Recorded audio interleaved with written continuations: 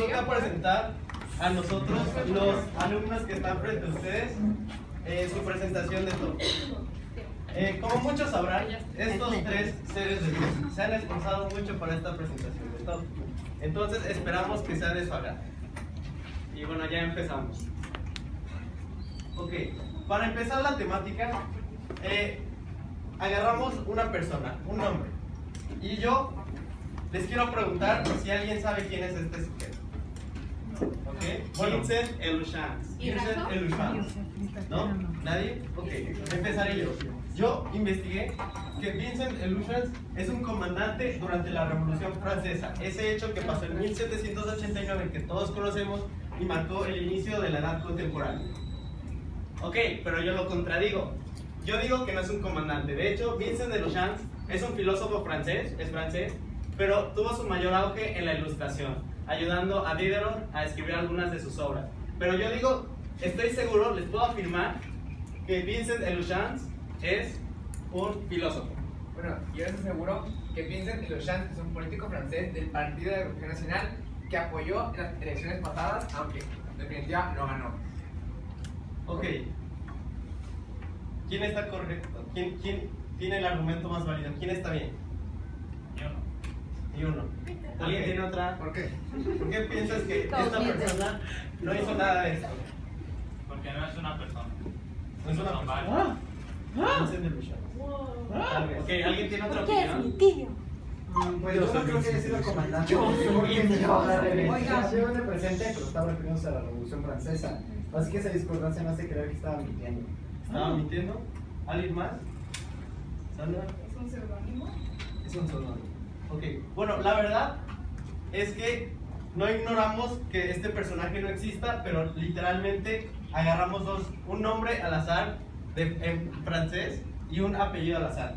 Los juntamos y salió Vincent Elushans. Tal vez exista esta persona, hay probabilidad, pero no hizo ninguna de estas tres cosas. ¿Ok? Ahora, otro término. Dasypodidae. ¿Qué le suena? No es importante. Me suena Ok. como un animal ovíparo que vive. Ok, sí, de hecho sí es, porque yo investigué otra vez y encontré que es un animal ovíparo que habita en África y Asia. Pero de hecho yo estoy haciendo mi monografía de biología y no estoy de acuerdo con él. O sea, es un animal sí, pero de hecho no es terrestre, no vive en África. Es acuático, es un pez y su cosa especial es que tiene una coraza. Estoy seguro de que es un pez. Y de hecho, bueno, yo creo que ambos están equivocados. Mi papá es aficionado de los hongos, se va mucho. Y he dicho que es un hongo del orden Cingulata, que es su espécimen, su clasificación, mejor dicho. Ok, ahora, ¿quién creen que está en lo correcto? Si alguien está diciendo la verdad eres tú, porque tu tecnología no es de peces tan permitido, que sí es de biología y se me hace un poco probable para que se aficionados a los hongos. Es una posibilidad. Aunque cabe la posibilidad, cierto que ese tipo de gente hay mayor probabilidad de decir la verdad, si es que uno dice la verdad. Ok, ¿alguien más? Marino. Aparte de eso también dicen que sonó más convencido y más persuasivo de... ¿Alguien más? Yo no tengo. Ok. Todos aquí, Lugo, Ransom y Mariel, utilizaron pruebas de verdad. Esto para ver si lo que decíamos era correcto. Y la verdad es que este término es utilizado para un animal vivíparo que vive en África y Asia. No es un pez, pero sí es reconocido por tener coraza. Y no es un hongo, pero sí es de la orden singular. Después de todos estos fragmentos, tomamos en cuenta que Dasypodidae es el término para un armadillo. ¿Ok? Pruebas de verdad. Esto nos lleva a la siguiente situación. El incidente del equinoccio de otoño. Era 1983, el periodo más caliente de la Guerra Fría. Somos transportados a la mañana del 26 de septiembre en un cuartel general soviético. Este hombre, Stanislav Petrov, era el coronel a cargo de ese cuartel. Su misión en sí era organizar y analizar el cuartel, analizar el espacio aéreo para buscar si había aviones o había misiles dirigiéndose hacia la nación. Ese era su trabajo. Entonces, boom, la mañana del 26 de septiembre, una alarma se dispara. ¿Qué dice la alarma? Dice que hay un lanzamiento en Estados Unidos de un misil nuclear que se dirige hacia la Unión Soviética. El cuarto se prende en rojo, todos conmocionados y apanicados al mismo tiempo. Le dicen al coronel, eran 120 soldados que le dicen al coronel que contraataque. Pero ¿qué pasa? El coronel, a través de muchas cosas, no le hace sentido que Estados Unidos ataque a la Unión solo con un misil, porque no es algo a lo que está acostumbrado Estados Unidos. Entonces dice, ok, vamos a mantener la calma. Probablemente sea una falla en los ordenadores, puede ser. Pero entonces, ¿qué pasa? En menos de 5 minutos, no una, sino ni 2, ni 3, sino 5 alarmas se disparan. Ahora hay 5 misiles que se dirigen hacia la Unión Soviética por parte de Estados Unidos. Estos misiles son calculados que tenían la fuerza de magnitud de 250 veces la bomba nuclear de Hiroshima. Entonces, ¿qué pasa? Stanislav Petrov también sigue con este proceso y se da cuenta que Estados Unidos tiene un sistema antimisiles no tan eficiente como el que tiene la Unión Soviética. Entonces, sabiendo que si Estados Unidos ataca, Rusia va a contraatacar de manera más fuerte y con más magnitud, entonces piensa y decide no atacar y que reportar una falla en los sistemas. Esto nos lleva a la pregunta de conocimiento de ¿cuál prueba de verdad es la más viable para avalar información cuestionable? Esto se relaciona a la dinámica que hicimos al principio y lo que tuvo que pasar Stalin, Stanislav Petrov. Este es un mapa que creamos para estimar los posibles resultados de contraatacar, de no hacerle caso a su sentimiento de que era un fallo y no contraatacar. Para empezar, si Stanislav Petrov hubiera contraatacado, estos eran 2 posibles resultados que hubieran ocurrido. En caso de que el ataque hubiera sido cierto y Stanislav Petrov se hubiera equivocado y no hubiera sido una falla en el sistema, hubiera sido un ataque mutuo y la Tercera Guerra Mundial hubieran iniciado. En caso de que Estados Unidos realmente no haya atacado y Stanislav Petrov hubiera atacado directamente, no haciendo caso a su instinto, Rusia hubiera empezado una nueva guerra mundial. Ahora, lo que hizo Stanislav Petrov, que fue no atacar, si Estados Unidos realmente hubiera atacado y no hubiera hecho una falla en el sistema, Rusia hubiera sido probablemente destruida. Pero lo que pasó realmente y lo que Stanislav Petrov logró hacer y deducir fue que la Guerra Fría siguió siendo fría al reportar una falla en el sistema. Ok, ¿qué prueba de conocimiento utilizamos? Utilizamos la historia con su disciplina de archivista. Un archivista es una persona que se encarga de recabar información de los sucesos pasados para poder guardarla y utilizarla en un futuro. Además de las matemáticas, de sistemas computacionales. Que estos son las matemáticas, obviamente, que parte de las computadoras, las cuales, al ser programas por un humano, también pueden enfrentar fallas en el sistema. Ok, las formas de conocer. Si fuéramos a representarlas en un ciclo, es esto. Primeramente, percepción sensorial. El coronel escucha que se botan las alarmas, escucha las sirenas, escucha a la gente apanicada, ve la sala completamente roja y ahí se da cuenta de que una alarma le dice que hay un misil lanzado que se dirige hacia la nación. Luego nos movemos a la intuición, cognición inmediata. Por experiencia propia, porque pues el coronel ya ha tenido experiencias sobre los lanzamientos, porque pues está en un cuartel general y ese es su trabajo, no le hace sentido inmediatamente que Estados Unidos ataque con un solo misil. ¡Boom! Se disparan y ahora 5 alarmas. Memoria. El coronel Stanislav Petrov recuerda que Estados Unidos tiene un muy mal sistema comparado con el de Rusia acerca de defensa de misiles. Por lo que de aquí nos movemos al razonamiento. Entonces, Stanislav Petrov razona que si Estados Unidos atacaba, Rusia iba a contraatacar aún más fuerte y con más magnitud de aniquilación. Entonces no tenía sentido que Estados Unidos atacara, aunque fueran 5, pero solo eran 5 misiles a cambio de una aniquilación completa por parte de la Unión Soviética hacia Estados Unidos. Ahora, este es el mapa que nos queda teniendo en cuenta las pruebas de verdad. Tenemos que, si contraatacaba a Estados Unidos, lo iba a hacer por medio de una prueba de correspondencia. Si alguien me pega, yo se lo regreso. Corresponde. Entonces, básicamente es como reacción de el coronel a lo que estaba sucediendo.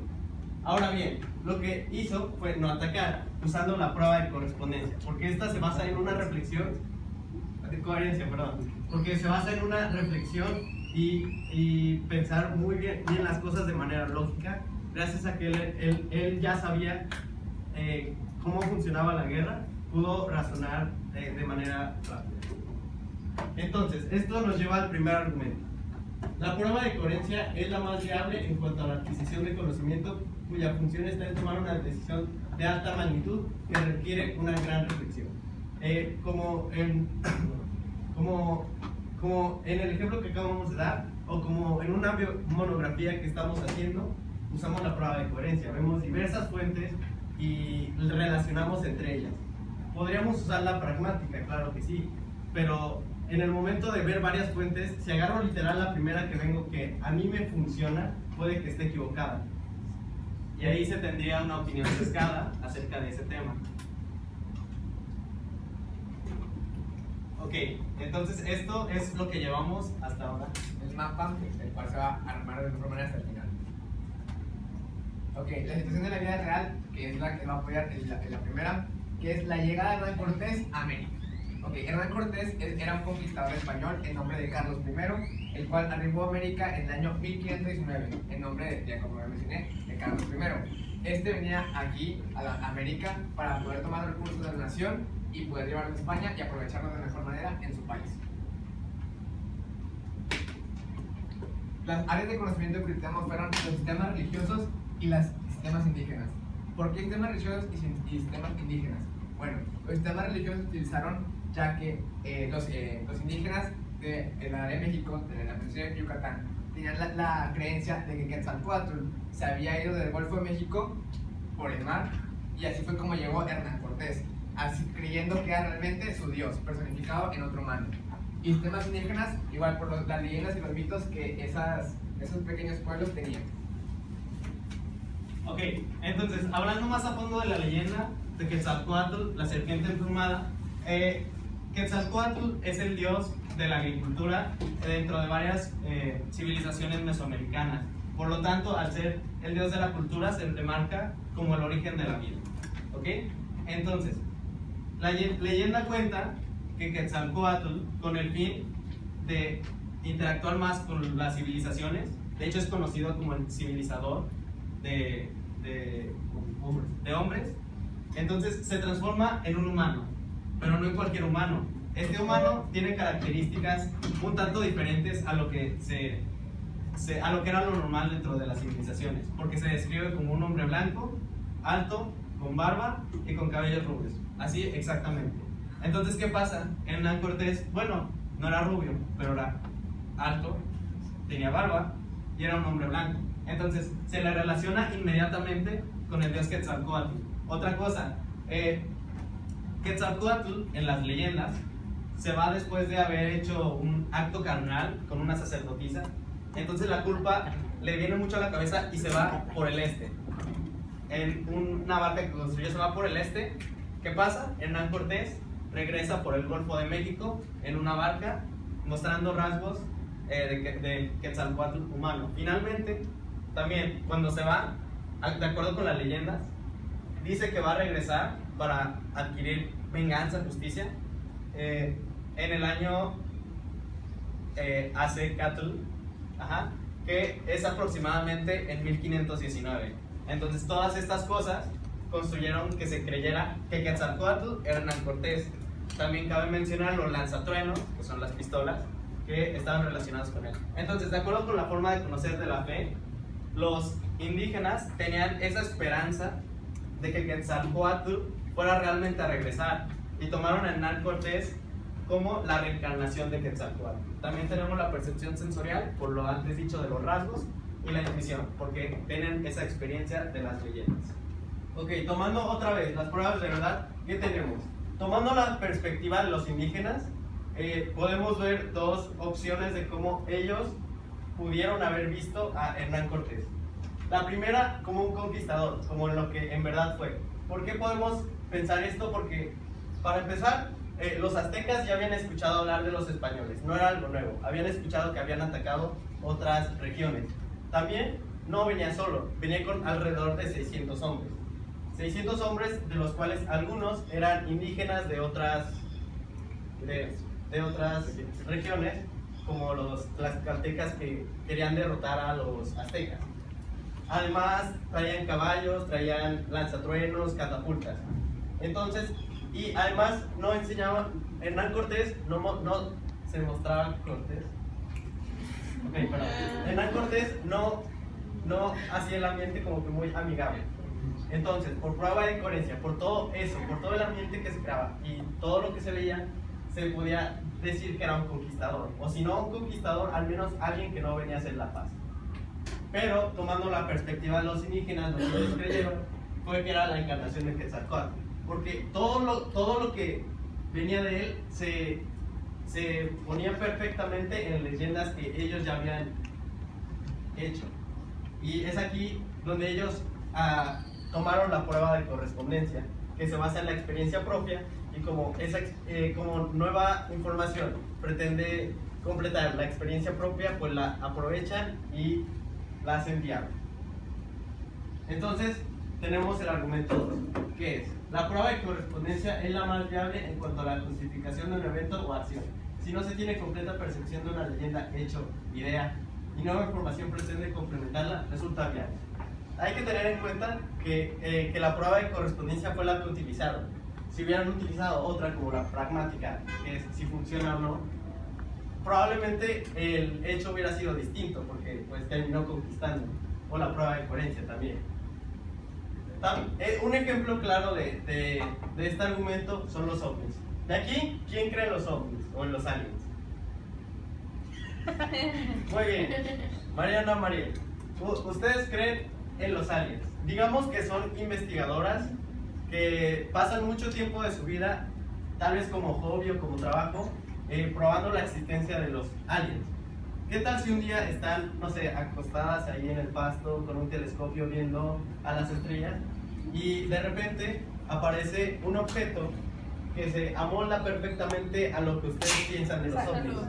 Ven un destello que se mueve, tal vez no con un movimiento lineal o uniforme, y dicen, es un ovni. Ustedes pudieron haber utilizado la prueba de coherencia para llegar a esto. Y de aquí ya será más que de aquí de la parte de Hernán Cortés y de la perspectiva de los indígenas, nace la pregunta: ¿hasta qué punto el consensus gentium limita nuestra adquisición de conocimiento y moldea nuestra perspectiva? Ok, primer argumento A. El consensus gentium afecta la conducta de un ser humano al ser influenciado por la cultura y las manifestaciones sociales. Tomemos el ejemplo de los aztecas, los indígenas.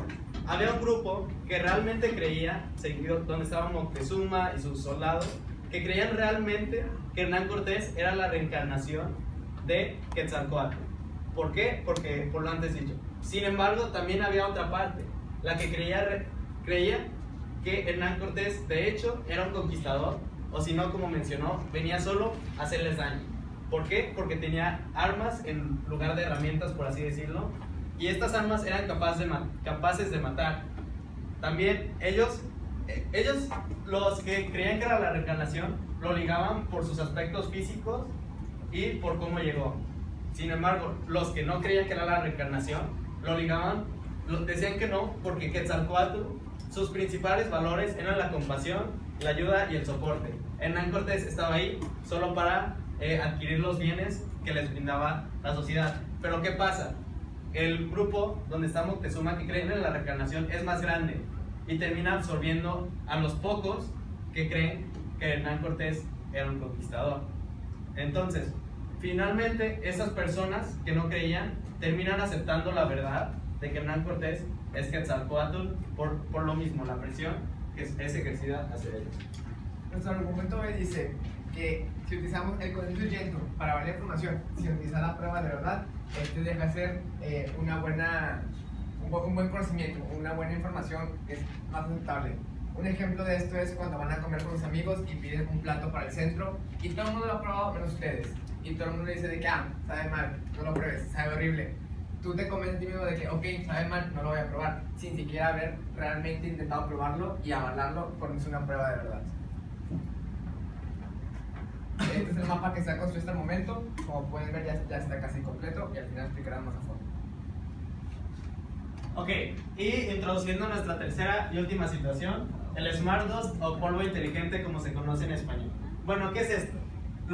El polvo inteligente, como se ve aquí, son pequeños sensores microscópicos con un sistema electromecánico de un tamaño milimétrico, para sonar bonito. ¿Pero qué hacen? Estos son capaces de percibir tanto temperatura, ondas cerebrales, humedad, muchas cosas, pero son caracterizadas por su tan pequeño tamaño. Pero bueno, esto no es una situación, esto es una cosa. Y de ahí nos vamos, de ahí se viene, era una pequeña explicación antes de introducir bien la situación. ¿Qué es la situación? El descubrimiento de este polvo inteligente. Vamos a viajar a 2003. Ustedes son Jamie Lynn, una estudiante de Cambridge, de la Universidad de Cambridge. Y ustedes van caminando con su proyecto que es de circuitos integrados y chips. Pero entonces se les cae. ¿Qué pasa? Jamie Lynn, bueno, una persona normal pues diría, oh no, pero Jamie Lynn se da cuenta que a pesar de que su circuito, su proyecto está roto en muchos pedazos, sigue funcionando.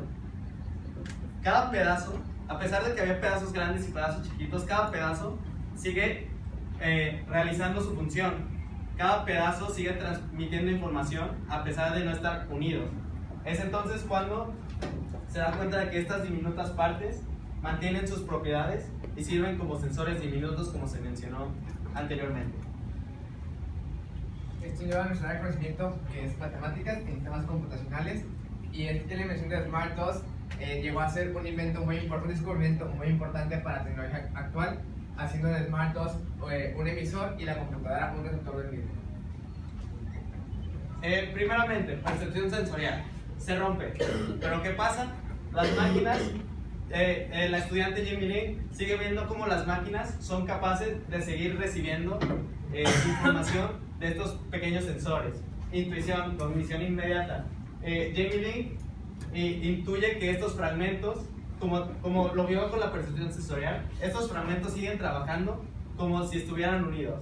Esto le resulta práctico. No sabe por qué funciona, pero sabe que funciona. Y de ahí, ya más adelante, en unos años, se mete con la razón. Pero lo más importante es que dentro de la intuición se da cuenta que es algo funcional, de lo que se desconoce mucho sus causas, pero se sabe de sus consecuencias. Nuestro argumento 3 es: la prueba pragmática es la más viable cuando la adquisición de conocimiento cuya función es ser utilizado de forma inmediata.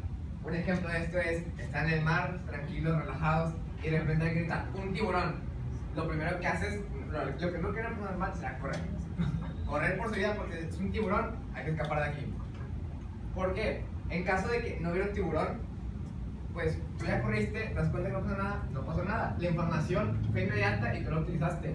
Y en caso de que te quedes y realmente hay un tiburón y esa información no la hizo de manera inmediata, ahí hubieras quedado muy probablemente comido por un tiburón. Entonces, dentro de la prueba pragmática, lo que te resulta útil es alejarte, ya que no sabes realmente si hay un tiburón. Entonces, ya vimos prueba de correspondencia, prueba pragmática y de coherencia. Pero en esta última, en la pragmática, surge otra pregunta subordinada, que es: ¿bajo qué circunstancias un individuo puede validar conocimiento solo con la prueba pragmática? Ok. Nuestro argumento A es: la prueba pragmática se enfoca en las consecuencias, pero se ve limitada cuando se enfoca en las causas. Un ejemplo de esto es la creación de la penicilina. Fleming dejó un plato de Petri destapado en la noche, no se dio cuenta, hasta la mañana siguiente, en la cual regresó y vio un hongo, un pequeño hongo en el cual no permitía que se quedaran hongos alrededor. Él nunca supo, él al principio no supo por qué, solo lo podía ver que estaba ahí el hongo, y de ahí, y experimentando y usando más pruebas de verdad, se dio cuenta que realmente tenía funciones médicas. Y luego el argumento B, que es: si el conocimiento tiene gran trascendencia y el individuo está sujeto a una acción que requiere una respuesta inmediata, puede usar solamente la prueba pragmática. Un ejemplo de esto es un edificio en llamas. Estamos aquí todos y de repente se escucha un fuego, se huele a humo, huele a quemado. Uno no se pone a pensar por qué se quemó o qué pasó. Uno simplemente sabe que ocupa correr por su vida, que ocupa salvarse de este incendio. Entonces aquí por también aplica la prueba pragmática. Ok, ya avanzada la presentación, casi al final, nos damos cuenta de que nuestro esquema ya está completamente formado. Empezamos con el incidente del equinoccio de otoño, nos movimos a la primera pregunta, nos movimos luego a la primera pregunta subordinada, la llegada de Hernán Cortés a América, segunda pregunta subordinada y finalmente el último evento. Okay, finalmente el último evento, cabe recalcar antes de avanzar en la conclusión que cuando se mencionaron sobre pruebas de verdad, para adquirir un conocimiento se pueden usar varias. Por ejemplo, el incidente del equinoccio se basó más en la de coherencia, pero también usó en menor parte la pragmática y la de correspondencia. Entonces, solo para tener en cuenta que se pueden usar todas las pruebas de verdad y solo en situaciones muy específicas se usa solamente una de ellas. Lo mismo pasa con el Smart 2. El Smart 2 al principio era pragmática. Hizo su proyecto, se desbarató, pero aún funcionaba. Pero después, en el momento que quieres saber las causas, ahí debe de meter coherencia y correspondencia. No se puede dejar validar solo con la pragmática. Entonces, con esto concluimos que es difícil que la validación del conocimiento solo requiera una prueba de verdad. Porque el conocimiento en sí necesita pasar un proceso muy arduo para validación. Además, cada persona, dependiendo de su perspectiva, le da como un diferente camino. También, las pruebas de verdad no están aisladas. Como ya hemos dicho antes, se pueden unir y mejor si se ligan todas. También, la viabilidad de las pruebas de verdad se ve sujeta al propósito del conocimiento adquirido. Hablamos de que la pragmática, la función como aislada, bueno, no aislada, sino la función principal es el adquirir conocimiento inmediato. La de correspondencia es para completar conocimiento que ya se tenía. Y la de coherencia es para tomar una decisión de muy alta magnitud.